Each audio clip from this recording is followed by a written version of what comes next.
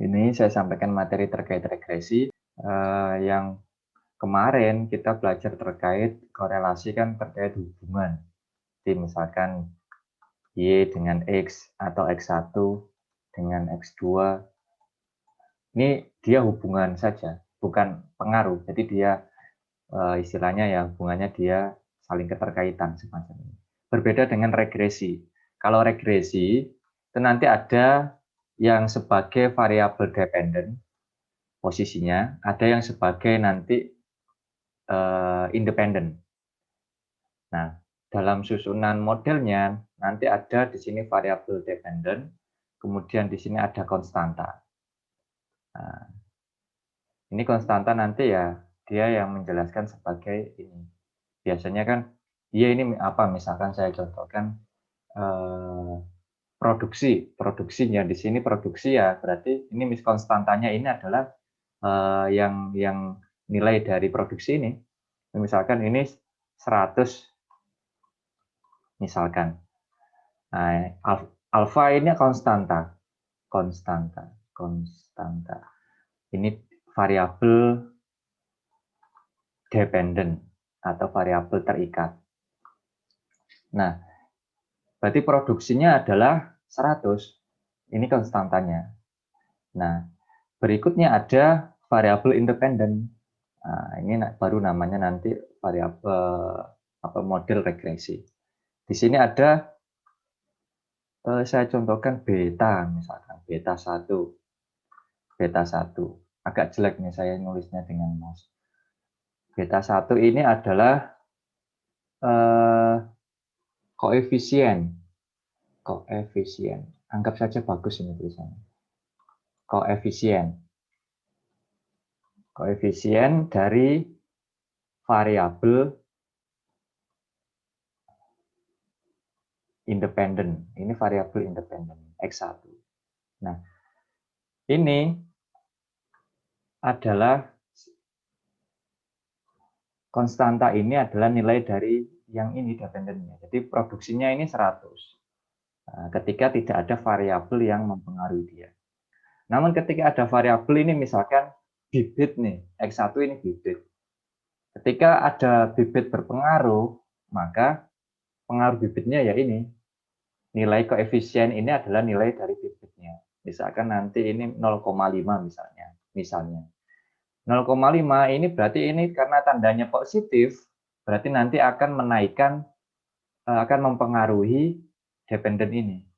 Ketika bibit itu meningkat 1 kilo, maka atau apa ya, bibit itu meningkat 1%, misalkan saya buat 1%, maka akan meningkatkan produksi sebesar 0,5%. Misalkan, nah semacam itu. Ini contoh. Nah, nanti di model regresi ini sudah saya sampaikan sebelumnya bahwasanya nanti ini adalah pengaruh. Berbeda dengan korelasi. Kalau korelasi dia ini terkait hubungan. Jadi ada kalau di regresi dia sebagai posisinya sebagai independen variabel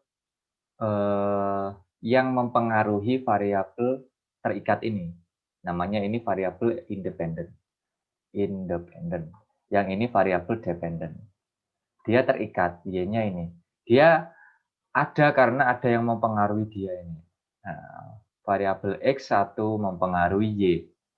Tapi Y ini tidak mempengaruhi X. Kalau ini muter seperti ini, tapi yang ini cuma satu arah saja seperti ini. Nah, misalkan ini musim nih.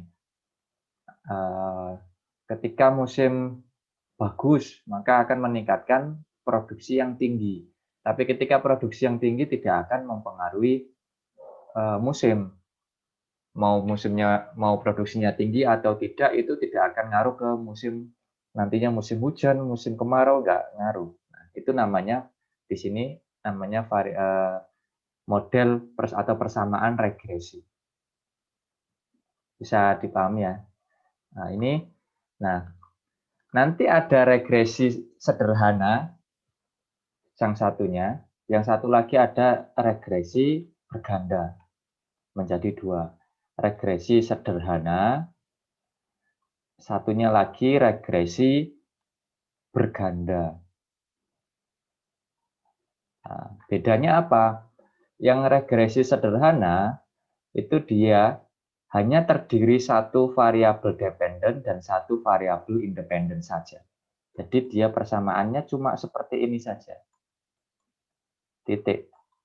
Ada errornya di sini. Ini saja. Kalau kalau regresi berganda, multiple regression, ini variabel independennya itu lebih dari lebih dari satu. 2 ke atas. Ini alfa, ini konstanta, berarti ada minimal beta 1, X1, dan beta 2, X2. Ini minimal ada 2 independen. Dan seterusnya. Sampai Bn, Xn, dan seterusnya. Bisa panjang sekali. Bisa 10 variabel independennya, bisa lebih, pokoknya lebih dari 1. Nah, minimal 2 ini. Ini namanya regresi berganda. Kalau yang ini regresi sederhana. Ini persamaannya seperti itu. Nah, yang kita bahas di awal ini, di PPT ini terkait regresi sederhana. Nah, model regresi sederhana, ya cukup ini, ada satu variabel dependen dan satu variabel independen saja. Ini konstanta, ini koefisien dari variabel independen X ini.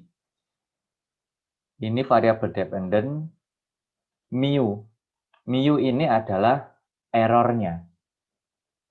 Nah, saya sampaikan nanti. Nah, ini B0 dan B1 ini sama-sama parameter. Ini namanya, keduanya ini parameter. Nah, parameter ada yang sebagai parameter konstanta, dan dia satunya lagi ada yang sebagai parameter koefisien. Nah, ini.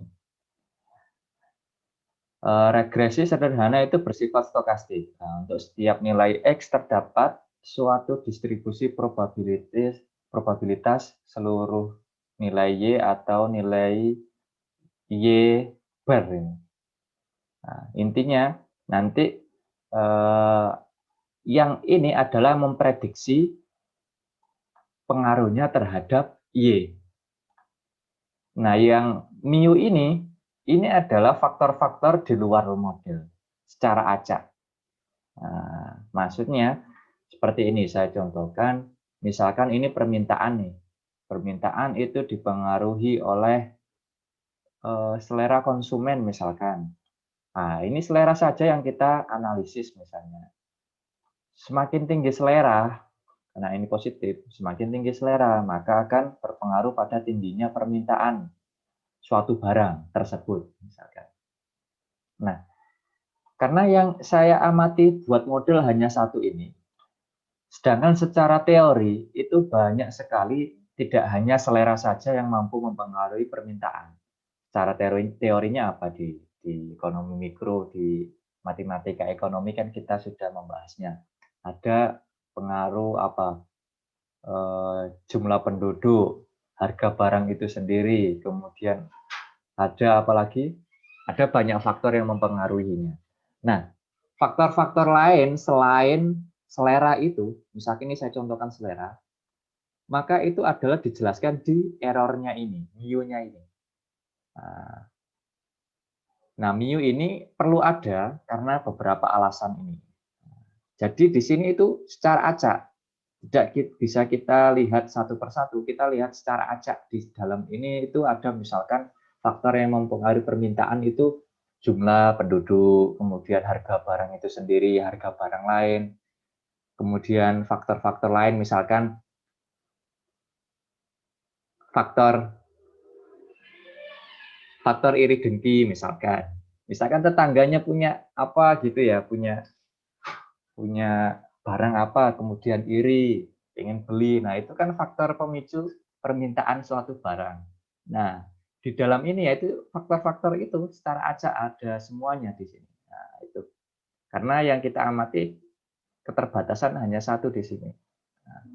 Nah, adanya mu ini disebabkan oleh ketidaklengkapan teori misalkan. Nah, secara teori Ada 4 faktor yang mempengaruhi permintaan misalkan. Nah, sebenarnya kan terbatas hanya 4 teori. Sebenarnya tidak hanya 4 itu saja. Perilaku konsumen kan berubah-ubah. Perilaku manusia itu sangat random sekali. Yang satu permintaan dipengaruhi karena rasa dengki misalkan, padahal dia nggak pengen, nggak selera dengan barang itu. Yang satunya karena memang benar-benar pure dia pengen, yang satunya karena dia butuh, yang satunya karena itu kan perilaku manusia sangat berbeda-beda, bersifat secara random. Nah, makanya perlu namanya error di sini. Ini namanya MIU ini adalah error term. Tulisannya error term. Nah, error term. Nah, ini adalah untuk menjelaskan faktor-faktor di luar model. Nah, ini karena berhubung model regresi sederhana, maka ya di sini cuma ada satu variabel independen saja. Nah, sebenarnya secara kenyataannya kan tidak cuma satu variabel ini saja yang mempengaruhi Y. Maka errornya di sini adalah faktor-faktor lain. Nah, bisa dipahami ya?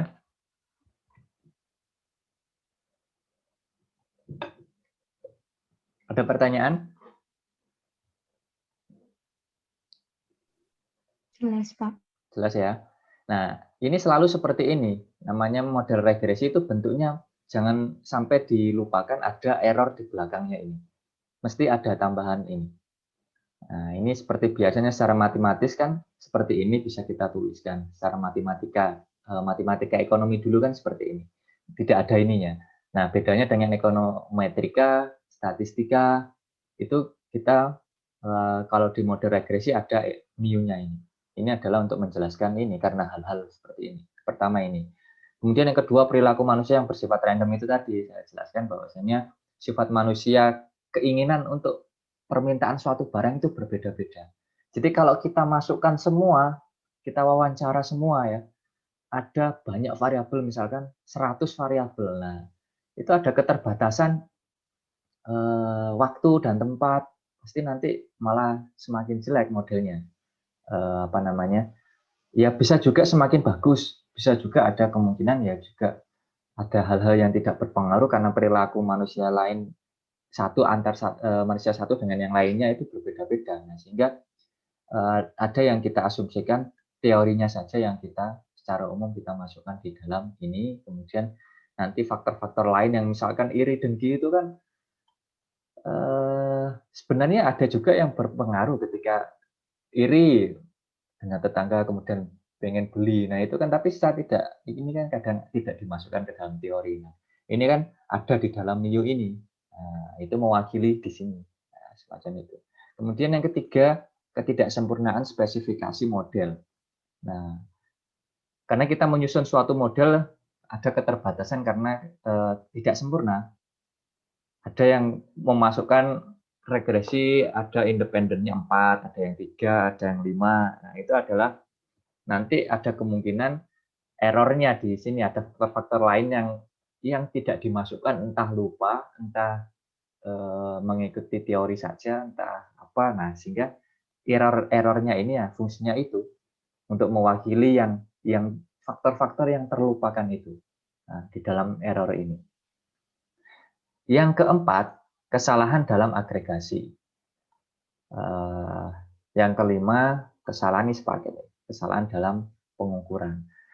Nah, kita menghindari kesalahan-kesalahan baik itu agregasi dalam pengumpulan datanya maupun dalam pengukurannya maupun dalam hal-hal kesalahan lainnya. Itu menghindari kesalahan-kesalahan itu, makanya ada error ini. Sehingga kita lihat nanti errornya berapa. Apakah lebih besar errornya, apakah lebih besar variabel yang kita amati ini. Jadi pengaruhnya di dalam ini nanti 100%.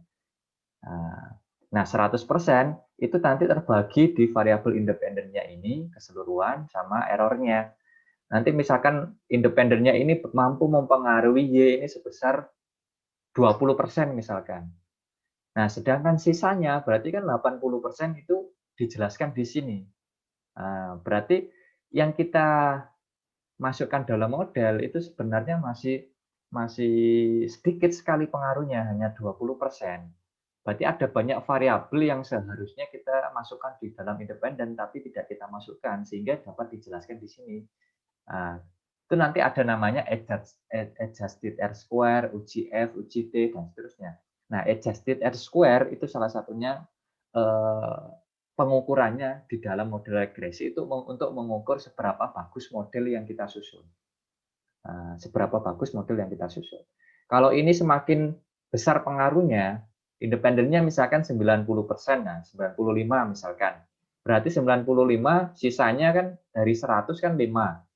Berarti ini 95%, sisanya 5%. Nah, berarti kita simpulkan bahwasanya model yang kita susun ini sudah bagus.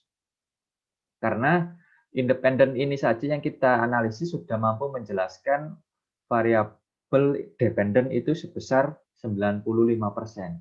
Sisanya faktor-faktor lain ada banyak sekali secara random faktor yang tidak kita masukkan di dalam model, itu hanya 5%. Artinya lebih besar daripada 95% ini lebih besar daripada errornya. Nah, itu kegunaannya nanti. Bisa kita lihat di adjusted R-square. Nah, berikutnya ini adalah variasi di regresi bergandanya. Regresi sederhana ya. Ini adalah untuk variasi Y-nya, dependennya, ini sistematiknya. Ini untuk yang random secara acaknya, errornya ini. Kalau kita susun dalam grafik, ini grafik regresi ya. Ini kita berbicara regresi, bisa nanti regresi linear, non-linear, dan sebagainya. Contohnya ini adalah regresi linear, karena dia garis lurus seperti ini. Nah, sejatinya model regresi itu, kan ini pengaruh X ini kan ya, pengaruh X terhadap Y. Nah, sumbu X-nya adalah berada di sumbu horizontal ini. Yang Y-nya adalah di vertikal. Jadi pengaruh Y ini, pengaruh X ini terhadap Y. Nah, karena ini posisinya positif, ini kan positif, maka pengaruhnya berarti searah. Ketika X-nya naik, maka Y-nya juga akan naik. Ketika X-nya posisi di sini, maka dia akan semakin naik ke atas. Berbeda kalau misalkan ini tandanya negatif. Kalau tandanya ini negatif, maka yang terjadi adalah kebalikan dari grafik ini. Berarti nanti dia grafiknya seperti ini. Nah, ini Y, ini X. Berarti kan ketika X-nya semakin tinggi, maka Y-nya semakin turun. Nah, ini X-nya di sini, maka dia segini. Ketika X-nya turun dari sini ke sini, maka Y-nya akan naik. Nah, ini adalah kalau tanda slope-nya ini, slope itu kemiringan. Ini bisa kita sebut koefisiennya.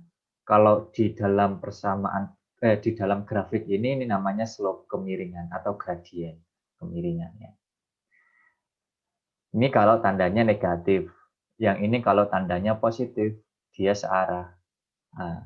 Nah, sebenarnya di regresi itu kita memprediksikan dengan cara misalkan wawancara ke petani, wawancara ke konsumen, wawancara ke perusahaan, kemanapun. Misalkan ada banyak responden yang kita amati, yang kita wawancarai. Misalkan ini berapa? 1, 2, 3, 4, 5, 6, 7, 8. Ada 8 responden yang kita wawancarai misalkan. Nah, titik-titik ini adalah data yang kita tanya ke responden tersebut. Pak, misalkan bibitnya segini, produksinya berapa? Misalkan tanya punya luas lahan berapa gitu ya. Punya luas lahan 1 hektar, misalkan si responden pertama. Sehektar gini berapa Pak bibitnya, berapa hasil produksinya. Nah, dijawab produksinya bibitnya sekian, produksinya nanti ya bibitnya sekian, maka produksinya sekian. Terus responden kedua kita tanya, bibitnya sekian, respondennya sekian, bibitnya sekian, respondennya sekian. Nah, dari sebaran 8 kita tanya itu ternyata hasilnya ini. Nah, yang membentuk garis lurus ini adalah dari jawaban petani itu yang kita wawancari misalkan. Nah, titik-titik ini adalah data. Nah, data itu akhirnya membentuk garis lurus seperti ini. Nah, dia berada di antara garis ini. Nah, kalau kita ambil rata-ratanya, itu berada di sini. Nah, sehingga terbentuklah model regresi semacam ini. Nah, ada Y yang nanti misalkan produksi jagung misalkan, ini adalah bibit. Nah, ketika semakin tinggi bibit yang kita gunakan, maka ada kemungkinan, ini kan positif, berarti nanti ada kemungkinan bahwasanya akan meningkatkan produksinya. Semakin tinggi bibit, maka semakin tinggi produksi yang akan dihasilkan oleh petani jagung, misalkan.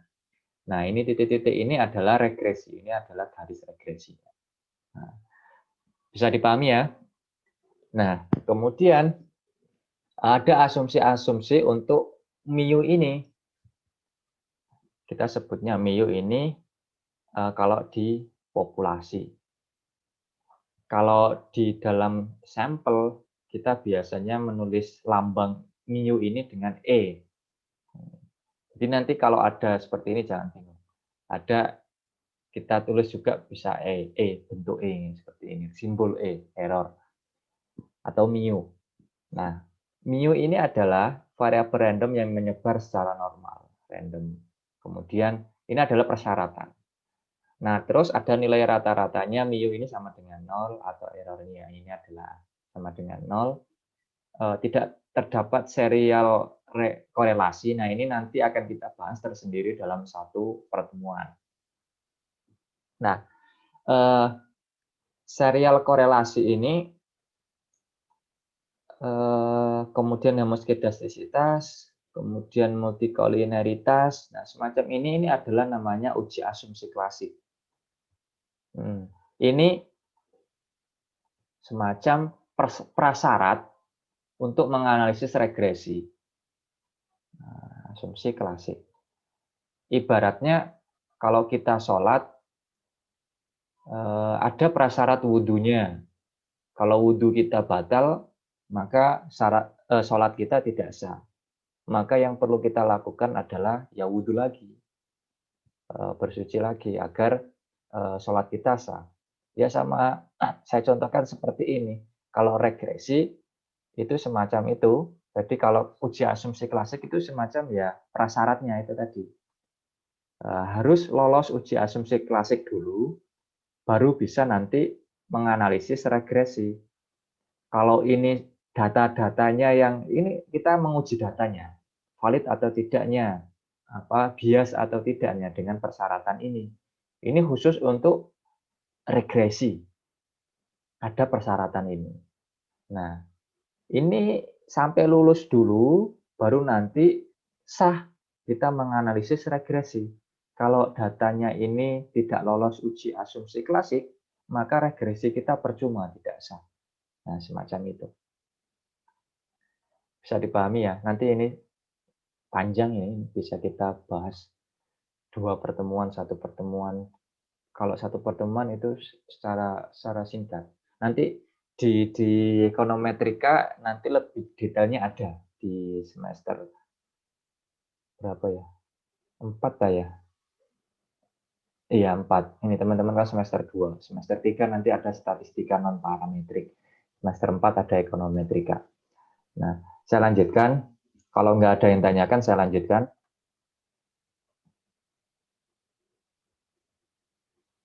Ini adalah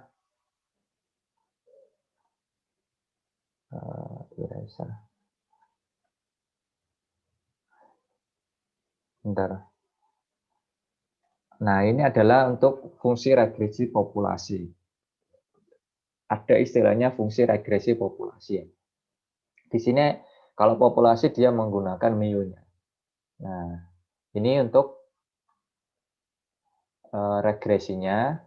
Ini adalah rata-rata dari setiap pengamatannya. Ini untuk populasi. Ini lebih detailnya nanti ada di ekonometrika saja. Nah, ini. Tidak perlu saya sampaikan dulu ini yang terkait ini.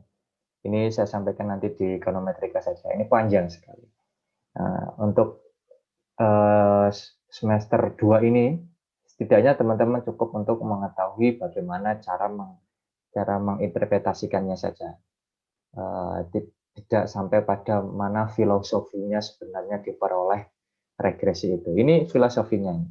Bagaimana, ini panjang. Saya sampaikan nanti di ekonometrika saja. Bisa lama ini nanti kalau satu pertemuan panjang. Ini saya rapel, jadi ada pertemuan untuk regresi sederhana dan regresi berganda dalam satu pertemuan ini. Sehingga harus saya persingkat. Nah, di dalam regresi ini ada nanti namanya metode ordinary least square. Metode estimasi yang sering digunakan adalah itu OLS ini dalam menentukan model regresinya ini. Nah, regresi ini yang menggunakan metode OLS, ordinary least square, ini istilahnya ordinary least square OLS. Ini dia adalah penaksiran kuadrat terkecil. Dia mempunyai varian yang minimum yaitu penaksiran BLUE atau Bayes linear unbiased estimator. Jadi ini persyaratannya itu tadi ada uji asumsi klasik. Uji asumsi klasik itu ya ada nanti heteroskedastisitas, multikolinearitas, terus ada autokorelasi, ada normalitas. Ini dalam satu pertemuan tersendiri nanti. Ini persyaratannya. Ini saya contohkan misalkan kalau uji normalitas itu datanya harus, sekilas saya contohkan datanya harus normal, terdistribusi secara normal misalkan. Jadi dia ada misalnya 10 responden, rata-ratanya sekitar antara berapa ya, interval antara 10 sampai 50 misalkan. Kemudian ada satu yang 1000 saya contohkan di teman-teman sudah dapat materi di uji distribusi normal kan. Nah, semacam itu adalah normalitas. Jadi jangan sampai ada outlier-nya, data yang di luar lazimnya. Nah, itu adalah normalitas itu. Kemudian yang autokorelasi mana ini? Ini kebanyakan pada serial data time series. Nanti ada data time series, ada data cross section kan sudah juga. Kalau data time series kan runtun waktu. Nah, biasanya kalau data runtun waktu misalkan data tahun 2000 sampai 2021. Nah, itu perlu ada, kalau diregreskan perlu ada autokorelasi. Ini cocoknya pada penggunaan data time series. Kemudian ada heteroskedastisitas. Nah, ini menghindari adanya kelipatan data misalkan. Teman-teman, misalkan saya contohkan wawancara satu petani, padahal responden yang harus diwawancari adalah 30 petani. Kemudian 29-nya ngarang misalkan, karena berpatokan pada satu petani. 1 hektarnya produksinya 2 ton misalkan. Petani kedua sampai petani ke-30 di Karang. Misalkan karena petani yang punya 2 hektar berarti 2 kali lipat. Panik.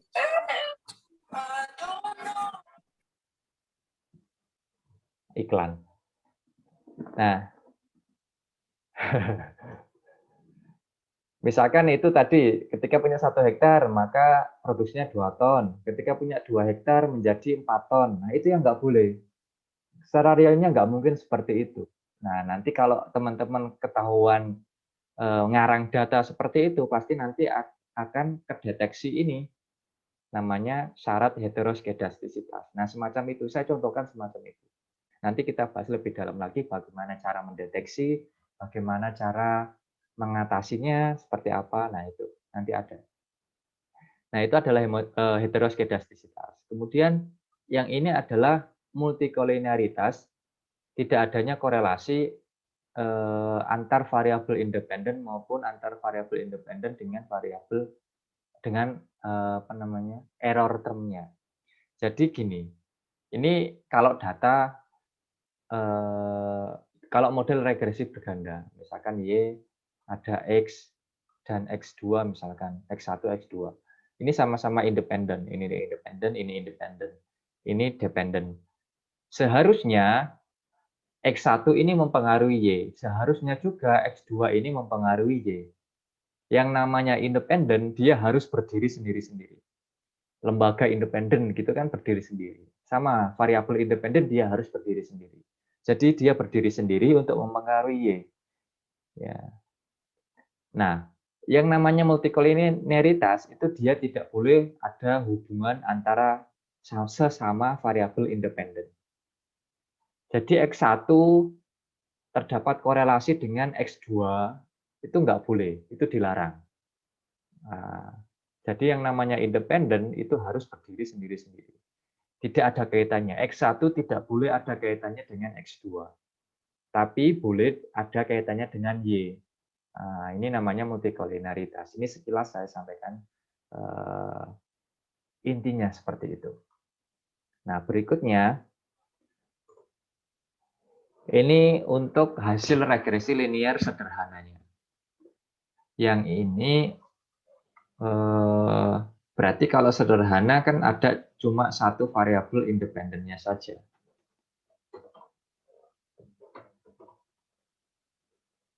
Bentar. Nah, pengujiannya, sebentar masih saving. Nanti ada pengujian konstanta interceptnya dan koefisiennya, koefisien dari X, konstanta dan koefisien dari X. Pengujiannya sama dengan uji hipotesis sebelumnya yang kita diskusikan. H0 berarti ketika B0-nya sama dengan 0. Pokoknya yang intinya H0, pokoknya tidak ada pengaruh, tidak ada hubungan, tidak ada perbandingan. Ingat-ingat. Yang pokoknya 0 ya berarti sama dengan 0. Korelasi pun demikian, berarti yang korelasi adalah P-nya sama dengan 0. Kalau yang regresi berarti konstantanya ini sama dengan 0. Berarti tidak ada pengaruh. Kalau H alternatif atau HA atau H1 itu adalah tidak sama dengan 0. Artinya berarti terdapat pengaruh. Begitupun dengan koefisien X beta satunya ini.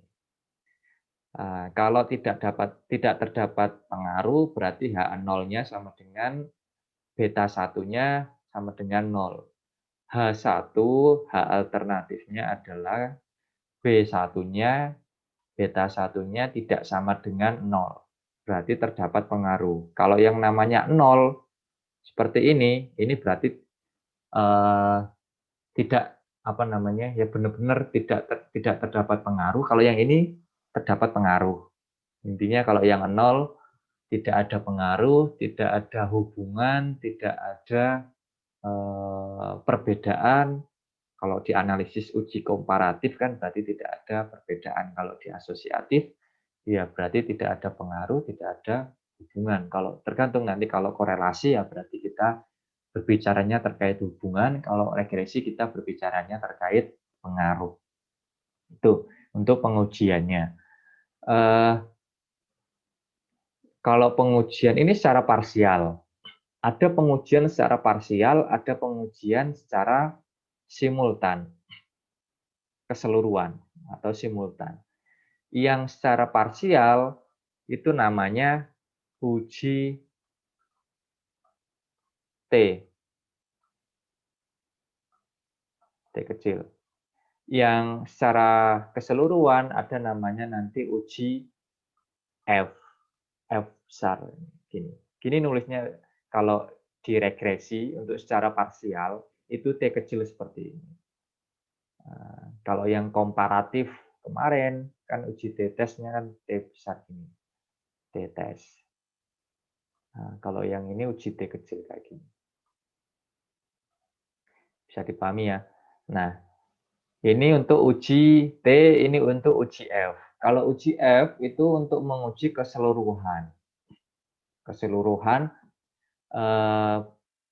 karena ini yang saya contohkan masih di regresi linear sederhana, berarti kan cukup ada satu. Ya sudah, berarti ini keseluruhan satu. Kalau nanti di regresi berganda, Berarti nanti ada X1, X2, X3 berarti keseluruhan. Nah, setelah ini saya contohkan langsung di regresi berganda.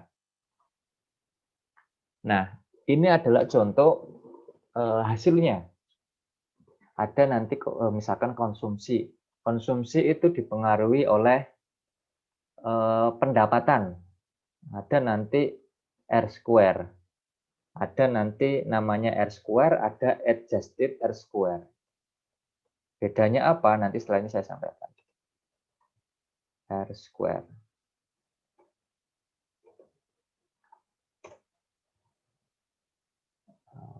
Bentar.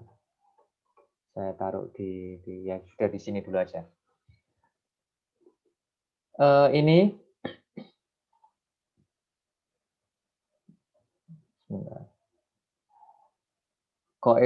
konsumsinya itu kalau kita baca, cara bacanya ini ada keterangannya di sini. Kalau income ini tidak berpengaruh, kalau pendapatan tidak berpengaruh, maka konsumsi masyarakat itu adalah sekian. 24.455 dolar misalkan.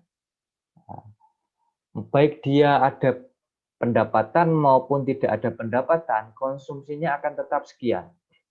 Ya benar, karena kalau tidak konsumsi ya mati dia. Baik orang yang kerja maupun yang gak kerja pasti butuh konsumsi. Nah, jadi konsumsinya sekian. Baik ada pekerjaan, baik ada pendapatan maupun tidak ada pendapatan, dia akan tetap mengkonsumsi sekian. Ini konstanta. Nah, jika pendapatan berpengaruh, maka yang terjadi adalah ketika kenaikan, karena ini positif, ketika kenaikan income sebesar $1 per bulan misalkan, maka akan mempengaruhi kenaikan konsumsi sebesar $0,509. Nah, ini adalah interpretasinya. Demikian juga sebaliknya. Jika dia ada penurunan income sebesar $1 per bulan, maka akan berdampak pada penurunan konsumsi sebesar $0,509. Itu adalah cara interpretasinya. Bisa dipahami ya. Nah,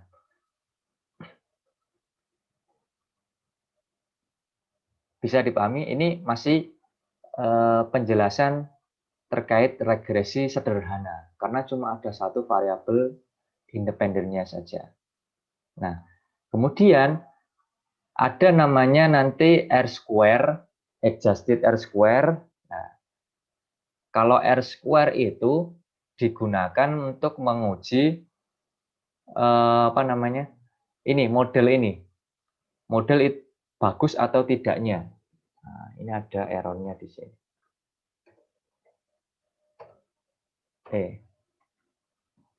Sebentar, ini saya geser sedikit.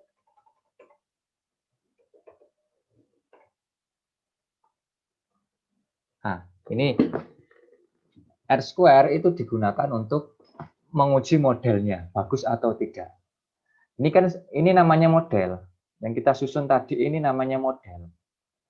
Nah, kita lihat model itu bagus atau tidak dengan melihat R²-nya. Nah, R²-nya ini misalkan nilainya adalah 0,962. 0,962 ini kalau ini kan bentuk desimal. Dalam persen berarti 96,2%. Nah, artinya variabel independen ini mampu menjelaskan variabel dependen sebesar 96,2%. Nah, sisanya dijelaskan oleh variabel lain di luar model. E-nya ini. Berarti sisanya berapa sih? Ini kalau R²-nya 96,2%, berarti sisanya adalah berapa? 3,8. Berarti sisanya adalah 3,8%. Itu dijelaskan di disebabkan oleh faktor-faktor di luar model yang tidak kita analisis. Nah, errornya ini berarti nilainya adalah 3,8. Ini mampu menjelaskan sebesar 96,2%. Nah, bisa dipahami ya. Jadi intinya model ini bagus karena yang kita analisis ini sudah mampu menjelaskan terhadap variabel dependen sebesar 96,2%. Sedangkan sisanya di error ini banyak secara acak, ini faktor-faktor lain selain pendapatan. Banyak sekali. Faktor yang mempengaruhi orang mengkonsumsi apa misalkan rasa ingin mencoba misalkan, padahal dia nggak suka misalkan, atau apa ya, karena dia tiru-tiru saja misalkan. Semua faktor-faktor itu kan di dalam sini udah banyak sekali. Karena ingin menghabiskan uang saja misalkan, itu kan faktor-faktor lain yang tidak kita analisis di sini. Yang kita amati saja adalah pendapatan saja. Nah, cukup pendapatan sudah mampu menjelaskan ke konsumen konsumsi sebesar 96,2%. Ini faktornya banyak sekali di sini secara acak hanya 3,8%. Nah, itu namanya R-square. Kalau kita di regresi sederhana, karena cuma ada satu variabel independen saja, maka R-square masih bisa kita gunakan. Kalau nanti di regresi berganda, yang kita gunakan adalah adjusted R-square. Adjusted R-square. Atau di regresi sederhana kita menggunakan adjusted R-square juga lebih bagus lagi. Bedanya apa R-square dengan adjusted R-square? Ini bacanya R-square. Ini adjusted R-square. Nah, bedanya adalah ketika kita menggunakan R-square, itu biasanya ada kelemahannya. Kelemahannya seperti ini. Jadi ketika kita tambahkan variabel independen, ini X1 misalkan, ini X1. Kemudian tambahkan lagi X2, X3. Jadi 3 variabel independen. Ini R-square-nya selalu akan semakin naik ketika kita tambahkan variabel independen. Dalam teori dan kenyataannya itu tidak selalu akan naik. Bisa saja R-square-nya itu adjusted R-square-nya nilainya ini akan tetap atau juga bisa semakin turun. Karena tidak semua variabel yang ketika kita masukkan asal-asalan itu akan menaikkan nilai ini, tidak. Misalkan income, terus apalagi variabel X2 itu misalkan yang tidak ada pengaruhnya sama sekali ke konsumen, misalkan asal-asalan apa ya? Faktor yang mempengaruhi konsumsi, misalkan yang tidak ada kaitannya dengan konsumsi apa kira-kira? Ngantuk misalkan, X2 itu ngantuk. Oh, ada juga ya. Kalau ngantuk kan konsumsi kopi, misalkan konsumsi apa ya? Konsumsi kulkas apa ya? Ya, konsumsi kulkas misalkan. X2-nya adalah perilaku ngantuk misalkan. Apa hubungannya? Apa pengaruhnya ngantuk dengan beli kulkas? Kan nggak ngaruh. Nah, ketika kita tambahkan di sini ngantuk, variabel ngantuk nih, maka R-square-nya di sini akan semakin naik. Padahal tidak ada pengaruhnya sama sekali, tapi namanya R-square ini semakin banyak variabel independen, maka semakin naik. Nah, itulah kelemahan R-square. Nah, solusinya kita pakai adjusted R-square ini. Adjusted R-square ini, ketika kita tambahkan X2 yang variabel tidak ada pengaruhnya tadi, ngantuk misalkan, maka bisa saja nilainya nanti itu tetap tidak akan naik, atau bisa saja turun malahan. Nah, itu namanya adjusted R-square-nya. Jadi cocoknya dia pakai adjusted R-square. Karena tidak semua variabel yang kita amati, semakin kita tambahkan variabel independen, maka semakin tinggi, bukan. Ada yang variabel saya contohkan tadi, pengaruh ngantuk terhadap pembelian kulkas. Nah, tidak ada pengaruhnya sama sekali misalkan. Nah, itu ya maka nilainya tidak akan naik. akan tetap misalkan. Nah, ini kita cocoknya menggunakan adjusted R-square. Itu poin yang pertama. Yang kedua, ada namanya uji T. T besar gini. Ini digunakan untuk menguji pengaruh secara simultan, secara bersama-sama. Karena ini masih di regresi sederhana, saya tidak bisa mencontohkan. Saya contohkan regresi berganda nih, misalkan ada X1, X2, X3. X1, X2, X3, X1, maaf, 1, X2, X3. Misalkan, pengaruhnya terhadap konsumsi. Kalau kita menganalisis uji T, maka ini digunakan untuk mengetahui pengaruh X1, X2, X3 ini secara bersama-sama terhadap konsumsi. Pengaruhnya signifikan atau tidak. Nah, itu adalah uji F. Maaf, ini saya kok salah ini. Ini namanya uji F, F besar. Ada yang ketiga itu ada uji T. T kecil gini. Ini yang uji F, maaf, uji F besar gini, ini namanya uji untuk melihat signifikansinya secara simultan, secara bersama-sama. X1, X2, X3. Kalau uji T itu untuk melihat pengaruhnya secara parsial. Kalau secara parsial itu secara sendiri-sendiri. Jadi X1 pengaruhnya X1 terhadap Y-nya ini misalkan Y. X1 terhadap Y bagaimana, signifikan atau tidak, X2 terhadap Y signifikan atau tidak, X3 terhadap Y signifikan atau tidak. Ini adalah uji T. Nah, namanya uji T. Poin pokok yang perlu kita amati itu, poin pertama ini adjusted R-square, yang kedua uji F, F besar ini, kemudian uji T secara parsial. Itu ya. Nah, ini interpretasinya kalau sudah fix berpengaruh, maka baru kita bisa menginterpretasikannya ini. Saya lanjutkan ya, agar bisa diregresi berganda.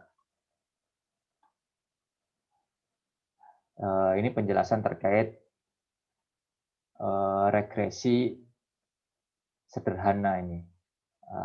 Jadi OLS itu adalah metode kuadrat terkecil. Jadi kita prinsipnya meminimumkan nilai errornya.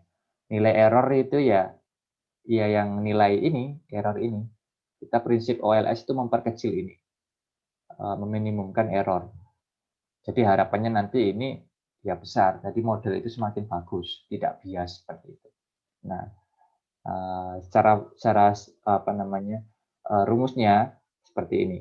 Jadi dia ini dibalik dijadikan dependennya, sisi ruas kiri maka Y-nya pindah ke ruas kanan, jadi berubah seperti ini.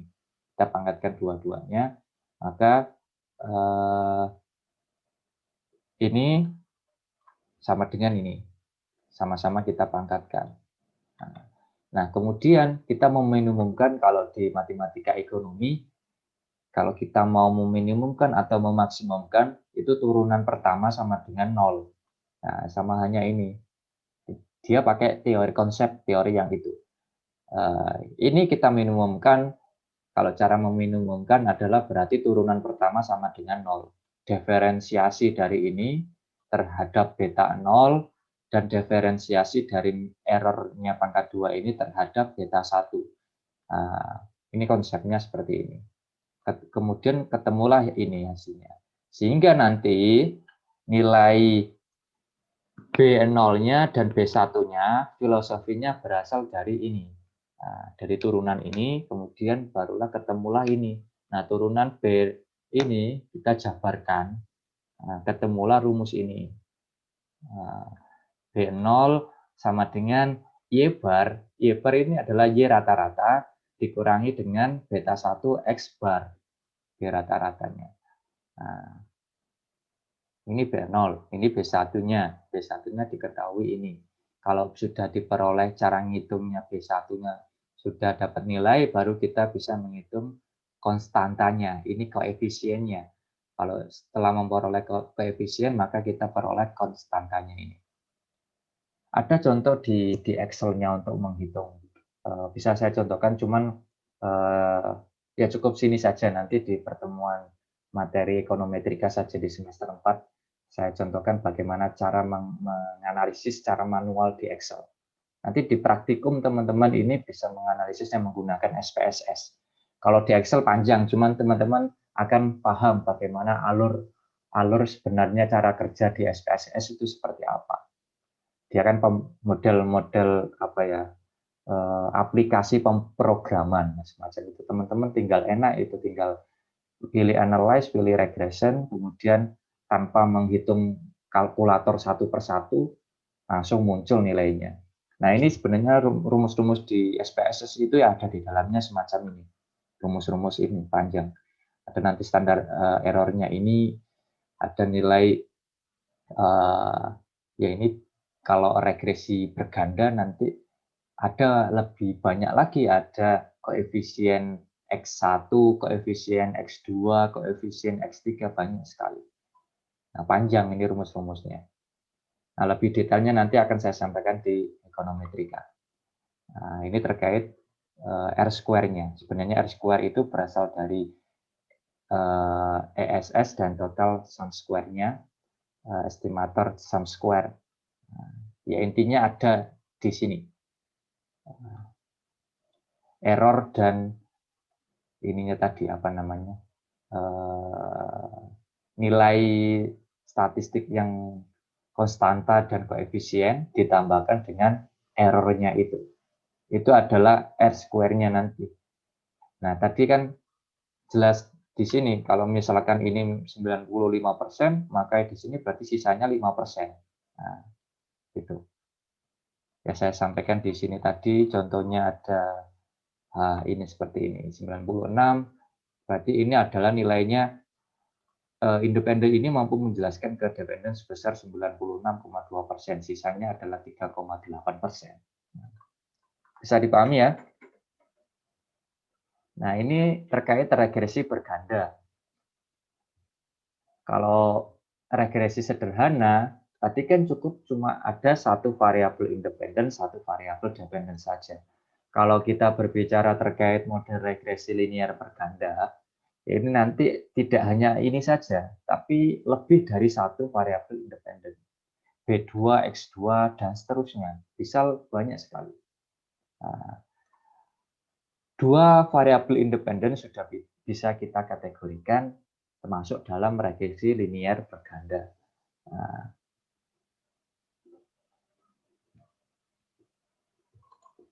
ini adalah bentuknya. Sama halnya dengan regresi sederhana tadi. Kalau regresi linear berganda, ya berarti nanti ada untuk koefisien ini kita uji konstantanya atau interseptnya, kemudian beta 1 dan beta 2 ya sama halnya ini nilai koefisien. BI ini adalah bisa B ke 1, bisa B2, B3, B4 dan seterusnya, sama halnya ini. Ketika BI-nya 0 artinya H0, berarti tidak terdapat pengaruh. Kalau BI-nya adalah tidak sama dengan 0, berarti terdapat pengaruh atau masuk di kategori H1 atau H2 atau H alternatifnya itu. Tujuannya untuk mengerti pengaruh kontribusi mekanisme yang disusun dalam konsumsi terhadap variabel pendapatan dan variabel selera. Misalkan ini contohnya nih, contoh. Pengen mengetahui apakah terdapat pengaruh variabel pendapatan dan variabel selera. Ini pendapatan, ini selera. Apakah ngaruh ke konsumsi? Jadi ada dua variabel independen ini, berarti sudah kita sebut ini sebagai model regresi berganda. Itu ya. Kalau regresi sederhana itu ya bisa, cuman secara teorinya kan nggak cukup satu variabel saja yang kita amati. Jadi sebaiknya ya regresi berganda kalau nanti teman-teman menganalisis apa ya skripsi, nanti ya harapannya tidak cukup satu variabel independen saja, harapannya ya lebih, karena secara teorinya ada beberapa faktor yang mempengaruhi ini. Tidak cukup satu variabel saja. Nah, ini contoh interpretasi hasil. Nanti hitung-hitungannya disampaikan di praktikum saja. Nah, ini konsumsinya sekian, 25,4 dolar. Pendapatannya ini. Seleranya ini. Jadi karena ini positif, maka ketika pendapatannya naik 1% misalkan, maka akan meningkatkan konsumsi sebesar 0,542%. Nah, satuannya tergantung penelitian kita. Kalau satuannya mau pakai dolar, ya pakai dolar. Satuannya kalau pakai rupiah, ya rupiah. Interpretasinya juga rupiah. Ketika pendapatan naik 1 juta rupiah, maka akan meningkatkan 0,5 juta rupiah. Maka akan meningkatkan konsumsi sebesar 0,5 juta rupiah. Artinya ketika naik 1 juta, setengahnya untuk konsumsi, setengahnya untuk saving, misalkan. Nah, seperti itu. Itu yang kita amati, ini namanya regresi untuk memprediksi bagaimana perilaku, ya banyak perilaku. Misalkan kalau kaitannya dengan konsumsi, ya berarti terkait perilaku konsumsi. Kalau kaitannya dengan perilaku produsen, berarti terkait perilaku produsen, bagaimana dia memaksimalkan keuntungannya. Kalau kita berbicara konsumsi, bagaimana kita konsumen memaksimumkan, memuaskan konsumsinya. Kalau yang ini selera misalkan, ya. Karena sama halnya, berarti kita interpretasikan satu-satu. Nah, ketika seleranya naik 1%, maka akan meningkatkan konsumsi sebesar 0,7%. Misalkan seperti itu. Nilai adjusted R square-nya 0,7, artinya 0,702, artinya 70,2%. Berarti pendapatan dan selera mampu menjelaskan atau variabel independen ini mampu menjelaskan ke variabel dependen ini, konsumsi ini sebesar 70,2%. Sedangkan sisanya 29,8% dijelaskan oleh faktor-faktor lain di luar model. Ada faktor selain pendapatan, selain selera yang kita analisis itu di errornya ini. Itu ya. Kemudian nanti ada uji F hitung. F hitungnya ini nanti akan kita bandingkan dengan F tabel. Nanti caranya di praktikum ada. Nih saya contohkan sekilas. Nanti kita bandingkan dengan F tabel. Rumus F tabelnya ini nanti. DF1-nya itu K-1, DF2-nya nanti N-K.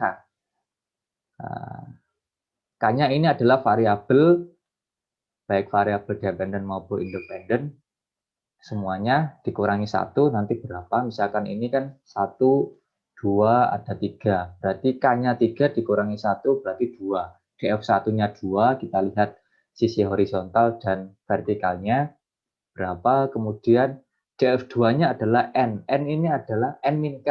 N adalah jumlah datanya, K-nya adalah jumlah variabelnya. Ada 1, 2, 3. Berarti misalkan ada 30 responden nih. 30 dikurangi 1, 2, 3, berarti ada 27. Berarti DF2-nya adalah 27. DF1-nya adalah 2. Berarti kita lihat, perlu saya tampilkan tidak sekilas ya. Sebentar saya carikan tabel F-nya. Nanti di praktikum ada lebih detailnya, nanti cara melihatnya bisa menggunakan SPSS atau bisa menggunakan F-tabel. Ini, sebentar.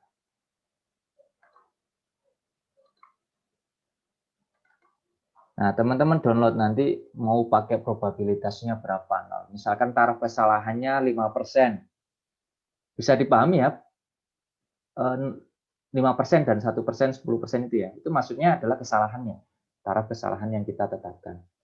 Nah, misalkan mau pakai kesalahan 5%, berarti taraf kepercayaannya adalah 95%. Masih bisa. Kalau di ilmu kedokteran ya wajib taraf kepercayaannya sebesar mungkin 99,99% atau 100% agar tidak menimbulkan kematian. karena objek penelitiannya adalah manusia, kesehatan manusia. Kalau kedokteran hewan ya berarti objeknya adalah hewan.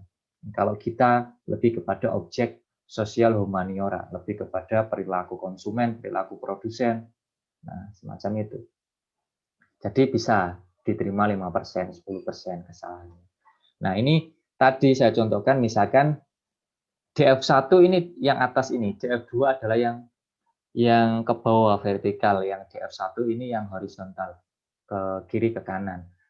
DF1 tadi kan K-1, K-nya misalkan K itu variabelnya. Tadi kan ada 3 variabel, 1 variabel dependen, 2 variabel independen, berarti K-nya 3.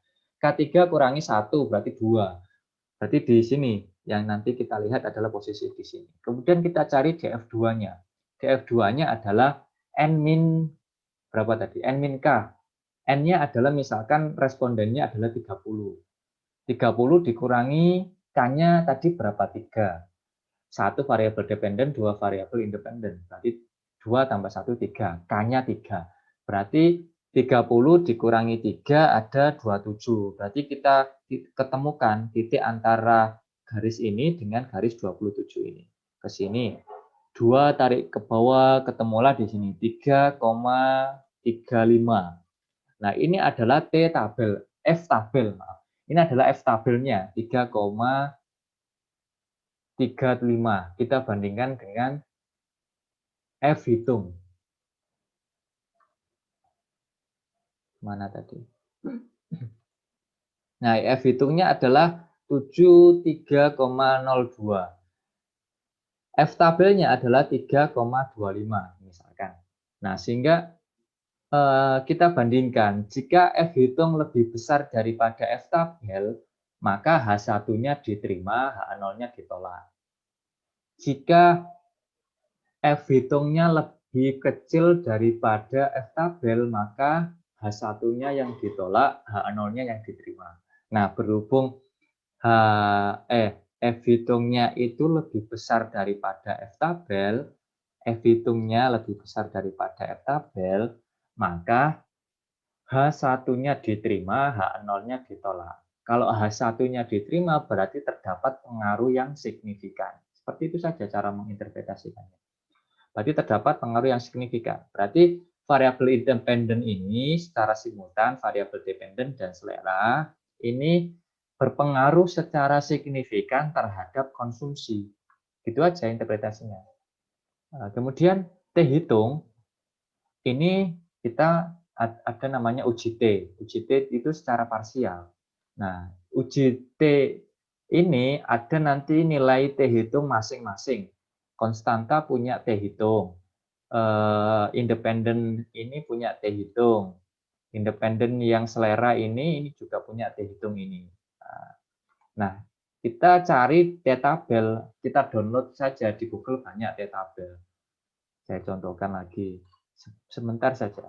Nanti lebih detailnya nanti di praktikum ada. Ini saya contohkan menggunakan T tabel. Ada nanti cara menggunakannya di SPSS. Kan di uji komparatif sudah disampaikan juga sama siapa asistennya. Kak Wahid ya atau siapa? Mana ini? Nah, ini sama T tabel kita download. Nanti ada T tabel yang DF-nya 1 sampai 200 dan seterusnya ada banyak. Nanti cari saja. Tadi rumusnya adalah F tabel itu N-K. Berarti N-nya misalkan 30 respondennya. K-nya adalah berapa? 3. Berarti N-K 27. Nah, 27 kita pakai yang mana? 0,05 ini nah, misalkan 0,05 yang atas ini two tail, yang bawah ini one tail. Berarti 0,05%, taruh besarnya 5%, berarti ini misalkan 2,5. Ini misal saja 2, itu. Nah, sehingga ini contoh nih. 2, berapa tadi? 2, ya 2, sekian tadi ya, saya lupa. Oh maaf, yang ini tabel 2, berapa tadi sekian. Contoh saja. Nah, sehingga kita bandingkan T-tabel dengan T-hitung. Ketika T-hitungnya lebih besar daripada T-tabel, maka H1 diterima, H0-nya ditolak. Sama dengan F-hitung tadi. Ketika T-hitungnya lebih kecil daripada T-tabel, maka H1-nya yang ditolak, H0-nya yang diterima. Karena berhubung T-hitungnya ini lebih besar semua daripada T-tabel, maka H1-nya diterima, H0 ditolak. Artinya berarti terdapat pengaruh yang signifikan. Ini konstanta ini pengaruh yang signifikan. Kemudian pendapatan ini, variabel pendapatan berpengaruh secara signifikan terhadap variabel konsumsi. Variabel selera berpengaruh secara signifikan terhadap variabel konsumsi.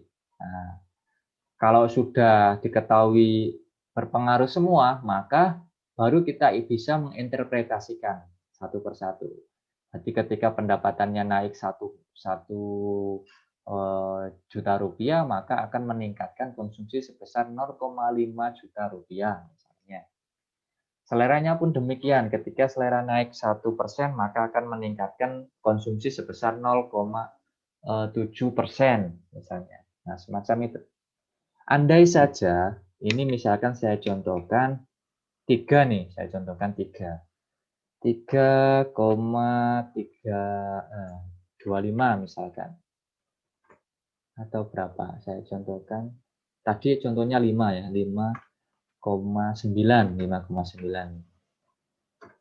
Nah, coba kita lihat. Ternyata ini tidak signifikan, ini juga tidak signifikan karena T-tabelnya lebih besar. Yang signifikan cuma satu nih, variabel pendapatan. Ini T-hitungnya lebih besar daripada T-tabel. Yang keduanya ini lebih kecil T-hitungnya daripada T-tabel. Sehingga yang bisa kita interpretasinya adalah ini saja. Yang bisa kita sebut angkanya ini adalah ini saja. Ketika pendapatannya naik 1 juta rupiah, maka akan meningkatkan konsumsi sebesar 0,5 juta rupiah, setengah juta rupiah. Nah, semacam itu. Yang ini berarti angka ini kita abaikan. Nilai koefisien ini kita abaikan karena tidak berpengaruh secara signifikan. Intinya berarti baik masyarakat itu berselera maupun tidak berselera, baik seleranya tinggi maupun seleranya rendah, tidak akan berpengaruh terhadap konsumsi. Artinya konsumsinya sama. Mau orang yang seleranya tinggi maupun yang tidak berselera, konsumsinya tetap tidak berpengaruh. Nah, angka ini nggak perlu kita baca lagi karena tidak signifikan. Interpretasinya cukup itu saja. Baik yang berselera maupun tidak berselera, maka konsumsinya sama. Bisa dipahami ya? Kita sampai jam, bisa ya? Kita sampai jam 10.20. Ini interpretasinya itu. Lebih detailnya nanti menggunakan SPSS ada di praktikum. Nanti akan disampaikan. Ya, ini hasil interpretasinya ini. Contoh. Ini contoh lagi. Nah, ini adalah estimasi model regresi linear berganda. Lebih rumit lagi dibandingkan regresi sederhana. Kalau regresi sederhana kan cuma ada satu konstanta dan satu koefisien. Yang ini ada lebih dari satu koefisien, sehingga ada B konstantanya, ini koefisien 1, ini koefisien 2, ada rumitnya. Kalau kita menghitung secara manual di Excel, ya berarti kita lihat ini satu persatu, kita hitung manual satu persatu nanti. Nah ini juga nanti kita hitung satu persatu, nanti ketemulah R-square-nya berapa dan seterusnya. Nah, berikutnya ini adalah asumsi untuk regresi linear berganda. Sama seperti yang awal tadi saya sampaikan, ini pertemuan tersendiri nanti. Ada nanti uji normalitas, ada uji autokorelasi, ada heteroskedastisitas, ada multikolinaritas. Ini adalah prasyarat. Bisa dibilangnya ini prasyarat untuk memenuhi kaidah regresi ini. Jadi data itu harus lolos uji ini dulu, baru bisa kita analisis regresi linear berganda. Kalau tidak lolos, ya bagaimanapun caranya harus lolos dulu. Nah, baru sah kita menggunakan regresi linear berganda. Ada pertanyaan? Kalau tidak ada, ya sudah saya akhiri.